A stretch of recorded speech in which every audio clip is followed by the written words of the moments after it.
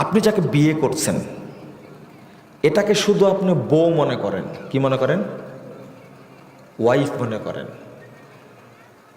আপনি তাকে মনে করেন এ আমার স্ত্রী। না, এই স্ত্রী না শুধু।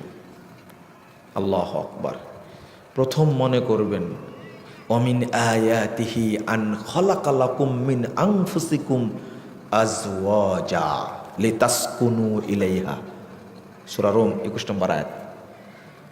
আল্লাহ বলছেন এটা শুধু স্ত্রী না, এটা বউ না, এটা ওয়াইফ না। আল্লাহ বলছেন এটা হলো আল্লাহর নিদর্শন। প্রথম আমরা তাকে সৃষ্টি করেছি তোমার সঙ্গিনীকে, লিতাসকুনু ইলাইহা, তুমি যেন যাবতীয় সুখ, যাবতীয় শান্তি, যাবতীয় ভালোবাসা, যাবতীয় প্রেম ভালোবাসা তার কাছে পাও। কে বলছেন? মানে ও হলো সুখের হাঁড়ি, ও প্রশান্তির ফ্যাক্টরি।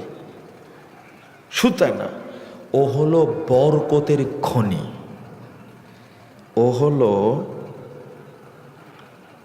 স্বর্ণের খনি, ও হলো রূপার খনি, ও হলো সৌভাগ্যের প্রতীক। আমি হাদিস অনুবাদ করি, শোনেন, পড়বেন না। কষ্ট করে যখন শুনছেনই, অনেক কথা শুনে ফেলেছেন, সব বক্তব্যের চেয়ে এইটা আপনার জন্য বেশি কল্যাণকর। যারা ফেঁসে গেছেন, ঝুলছেন, ফাঁসিতে ঝুলছেনই, যারা ঝুলেননি এখনো, মানে বউ এখনো করেননি, তাদের জন্য কাজে লাগবে আমার কথাটা। কেন বললাম?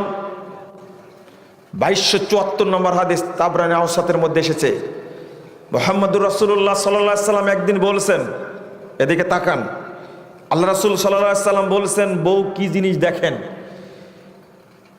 তাব্বাল লিয-যাহাবি ওয়াল ফিজ্জা, তাব্বাল লিয-যাহাবি ওয়াল ফিজ্জা, তাব্বাল লিয-যাহাবি ওয়াল ফিজ্জা। স্বর্ণের খনি ধ্বংস হয়ে যাক, রূপার খনি ধ্বংস হয়ে যাক। কয়বার বললেন? 3 বার। সাহাবীরা ভয় পেলেন, কল ইয়া রাসূলুল্লাহ আইয়ুল মান নাত্তাখিযু। স্বর্ণ আর রূপাই কিন্তু মূল সম্পদ, তাই না? এটাই যে ধ্বংস হয়ে যায়, তো আমরা কি সম্পদ, কি জমা করে রাখবো? আল্লাহ রাসূল সাল্লাল্লাহু আলাইহি ওয়াসাল্লাম বলছেন লিয়াত্তাখিজ আহাদুকুম যাওজাতান সালিহা, তুমি তোমার পরিবারে একজন নেককার দিনদার স্ত্রী রেখে দাও, এটাই হলো স্বর্ণের খনি।